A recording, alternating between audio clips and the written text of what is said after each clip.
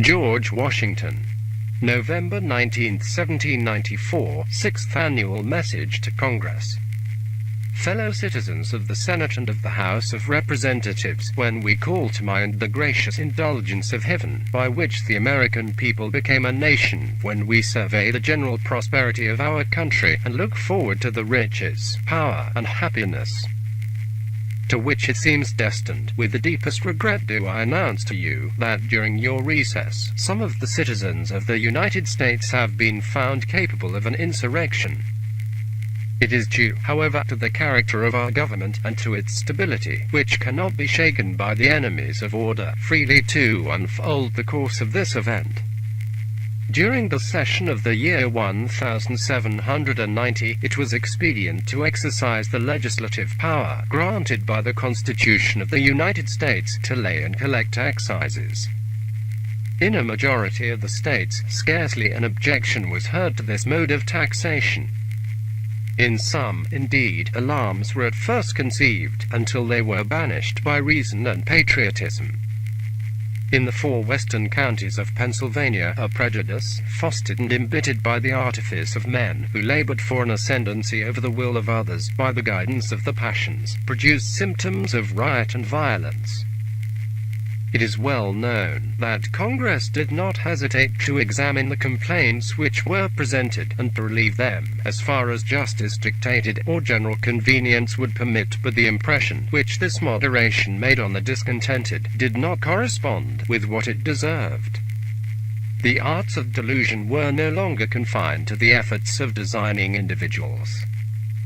The very forbearance to press prosecutions was misinterpreted into a fear of urging the execution of the laws, and associations of men began to denounce threats against the officers employed. From a belief that by a more formal concert their operation might be defeated, certain self-created societies 36 assumed the tone of condemnation.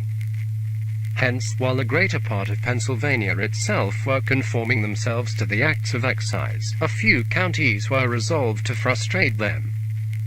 It was now perceived that every expectation from the tenderness which had been hitherto pursued was unavailing, and that further delay could only create an opinion of impotency or irresolution in the government. Legal process was, therefore, delivered to the marshal against the rioters and delinquent distillers. No sooner was he understood to be engaged in this duty than the vengeance of armed men was aimed at his person and the person and property of the inspector of the revenue. They fired upon the marshal, arrested him, and detained him for some time as a prisoner. He was obliged, by the jeopardy of his life, to renounce the service of other process on the west side of the Allegheny Mountain, and a deputation was afterwards sent to him to demand a surrender of that which he had served. A numerous body repeatedly attacked the house of the inspector, seized his papers of office, and finally destroyed by fire his buildings, and whatsoever they contained.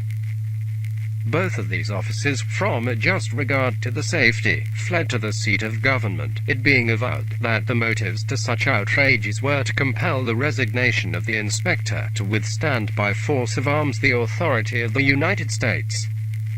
and thereby to extort a repeal of the laws of excise, and an alteration in the conduct of government.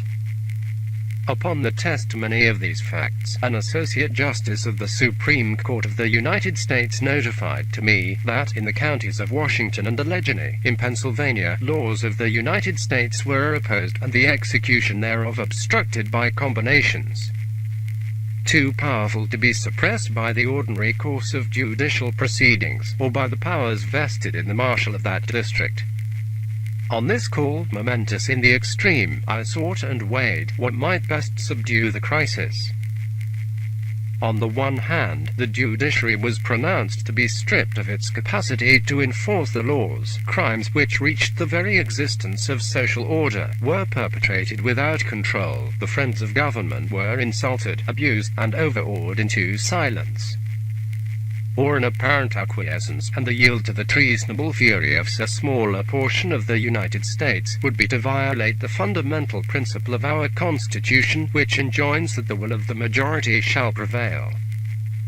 on the other, to array citizen against citizen, to publish the dishonor of such excesses, to encounter the expense and other embarrassments of so distant an expedition, were steps too delicate, too closely interwoven with many affecting considerations, to be lightly adopted. I postponed, therefore, the summoning of the militia immediately into the field. But I required them to be held in readiness, that if my anxious endeavors to reclaim the deluded, and to convince the malignant of the danger, should be fruitless, military force might be prepared to act before the season should be too far advanced. My proclamation of the 7th of August last was accordingly issued, and accompanied by the appointment of commissioners, who were charged to repair to the scene of insurrection. They were authorized to confer with any bodies of men or individuals. They were instructed to be candid and explicit in stating the sensations which had been excited in the executive and his earnest wish to avoid a resort to coercion. To represent, however, that without submission coercion must be the resort, but to invite them, at the same time, to return to the demeanor of faithful citizens, by such accommodations as lay within the sphere of the executive power. Pardon, too, was tendered to them by the government of the United States and that of Pennsylvania upon no other condition than a satisfactory assurance of obedience to the laws. Although the report of the commissioners marks the firmness and abilities, and must unite all virtuous men, by showing that the means of conciliation have been exhausted, all of those who had committed or abetted the tumults did not subscribe the mild form which was proposed, as the atonement and the indications of a peaceable temper were neither sufficiently general nor conclusive to recommend a warrant a further suspension of the march of the militia. Thus, the painful alternative could not be discarded. I ordered the militia to march, after once more admonishing the insurgents in my proclamation of the 25th of September last. It was a task too difficult to ascertain with precision the lowest degree of force competent to the quelling of the insurrection. From a respect, indeed, to economy and the ease of my fellow citizens belonging to the militia, it would have gratified me to accomplish such an estimate. My very reluctance to ascribe too much importance to the opposition, had its extent been accurately seen, would have been a decided inducement to the smallest efficient numbers. In this uncertainty, therefore, I put in motion 15,000 men, as being an army which, according to all human calculation, would be prompt and adequate in every view, and might perhaps, by rendering resistance desperate, prevent the effusion of blood. Quotas had been assigned to the states of New Jersey, Pennsylvania, Maryland, and Virginia, the governor of Pennsylvania having declared on this occasion an opinion which justified a requisition to the other states. As Commander-in-Chief of the militia, when called into the actual service of the United States, I have visited the places of general rendezvous to obtain more exact information and to direct a plan for ulterior movements. Had there been room for a persuasion that the laws were secure from obstruction, that the civil magistrate was able to bring to justice such of the most culpable as have not embraced the proffered terms of amnesty, and may be deemed fit objects of example, that the friends to peace and good government were not in need of that aid and countenance which they ought always to receive, and I trust ever will receive. Against the vicious and turbulent, I should have caught with avidity the opportunity of restoring the militia to the families and home. But succeeding intelligence has tended to manifest the necessity of what has been done, it being now confessed by those who were not inclined to exaggerate the ill conduct of the insurgents, that the malevolence was not pointed merely to a particular law, but that a spirit, inimical to all order, has actuated many of the offenders. If the state of things had afforded reason for the continuance of my presence with the army, it would not have been withholden. But every appearance assuring such an issue as will redound to the reputation and strength of the United States, I have judged it most proper to resume my duties at the seat of government, leaving the chief command with the governor of Virginia. Still, however, as it is probable that in a commotion like the present, whatsoever may be the pretense, The purposes of mischief and revenge may not be laid aside. The stationing of a small force for a certain period in the 4 western counties of Pennsylvania will be indispensable, whether we contemplate the situation of those who are connected with the execution of the laws, or of others who may have exposed themselves by an honorable attachment to them. 30 days from the commencement of this session, being the legal limitation of the employment of the militia, Congress cannot be too early occupied with this subject. Among the discussions which may arise from this aspect of our affairs, and from the documents which will be submitted to Congress, it will not escape their observation that not only the Inspector of the Revenue, but other officers of the United States in Pennsylvania have, for the fidelity in the discharge of the functions, sustained material injuries to the property. The obligation and policy of indemnifying them are strong and obvious. It may also merit attention, whether policy will not enlarge this provision to the retribution of other citizens, who, though not under the ties of office, may have suffered damage by the generous exertions for upholding the Constitution and the laws. The amount, even if all the injured were included, would not be great, and on future emergencies, the government would be amply repaid by the influence of an example that he who incurs a loss in its defense shall find a recompense in its liberality. While there is cause to lament that occurrences of this nature should have disgraced the name, or interrupted the tranquillity of any part of our community, or should have diverted to a new application any portion of the public resources, there are not wanting real and substantial consolations for the misfortune. It has demonstrated that our prosperity rests on solid foundations by furnishing an additional proof that in my fellow citizens understand the true principles of government and liberty, that they feel their inseparable union, that notwithstanding all the devices which have been used to sway them from their interest and duty, they are now as ready to maintain the authority of the laws against licentious invasions as they were to defend the rights against usurpation. It has been a spectacle displaying to the highest advantage the value of republican government, to behold the most and least wealthy of our citizens standing in the same ranks as private soldiers, preeminently distinguished by being the army of the Constitution, undeterred by a march of 300 miles over rugged mountains, by the approach of an inclement season, or by any other discouragement. Nor ought I to omit to acknowledge the efficacious and patriotic cooperation which I have experienced from the chief magistrates of the states, to which my requisitions have been addressed. To every description, indeed, of citizens let praise be given, but let them persevere in their affectionate vigilance over the precious depository of American happiness, the Constitution of the United States. Let them cherish it, too, for the sake of those who from every clime are daily seeking a dwelling in our land.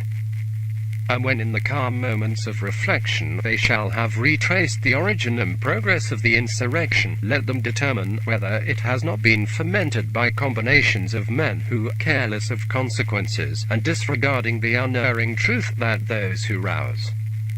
cannot always appease a civil convulsion, have disseminated, from an ignorance aversion of facts, suspicions, jealousies, and accusations of the whole government.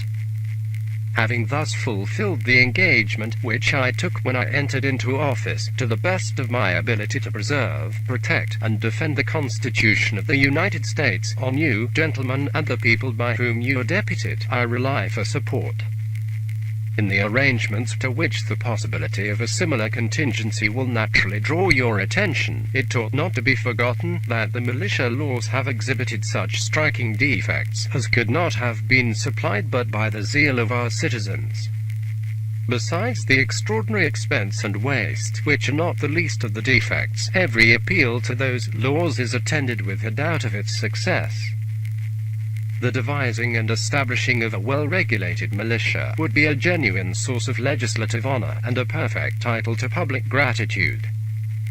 I therefore entertain a hope that the present session will not pass without carrying to its full energy the power of organizing, arming, and disciplining the militia, and thus providing, in the language of the Constitution, for calling them forth to execute the laws of the Union. suppress insurrections, and repel invasions. As auxiliary to the state of our defense, to which Congress can never too frequently recur, they will not omit to inquire whether the fortifications, which have been already licensed by law, be commensurate with our exigencies. The intelligence from the army, under the command of General Wayne, is a happy presage to our military operations against the hostile Indians north of the Ohio. For the advices which have been forwarded, the advance which he has made must have damped the ardor of the savages, and weakened their obstinacy in waging war against the United States. And yet, even at this late hour, when our power to punish them cannot be questioned, we shall not be unwilling to cement a lasting peace upon terms of candor, equity, and good neighborhood. Towards none of the Indian tribes have overtures of friendship been spared. The Creeks in particular are covered from encroachment by the interposition of the general government and that of Georgia.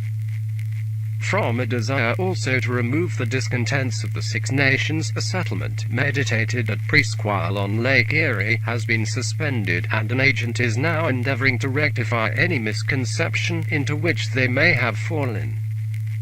But I cannot refrain from again pressing upon your deliberations the plan which I recommended at the last session, for the improvement of harmony with all the Indians within our limits, by the fixing and conducting of trading houses, upon the principles then expressed. Gentlemen of the House of Representatives, the time which has elapsed since the commencement of our fiscal measures has developed our pecuniary resources so as to open a way for a definitive plan for the redemption of the public debt. It is believed that the result is such as to encourage Congress to consummate this work without delay. Nothing can more promote the permanent welfare of the nation, and nothing would be more grateful to our constituents. Indeed, whatsoever is unfinished of our system of public credit cannot be benefited by procrastination, and as far as may be practicable, we ought to place that credit on grounds which cannot be disturbed, and to prevent that progressive accumulation of debt which must ultimately endanger all governments. An estimate of the necessary appropriations, including the expenditures into which we have been driven by the insurrection, will be submitted to Congress.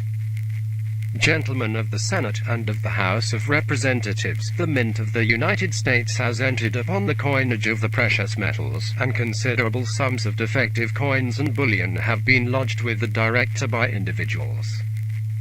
There is a pleasing prospect that the institution will, at no remote day, realize the expectation which was originally formed of its utility. In subsequent communications, certain circumstances of our intercourse with foreign nations will be transmitted to Congress. However, it may not be unseasonable to announce that my policy in our foreign transactions has been to cultivate peace with all the world, to observe treaties with pure and absolute faith, to check every deviation from the line of impartiality, to explain what may have been misapprehended,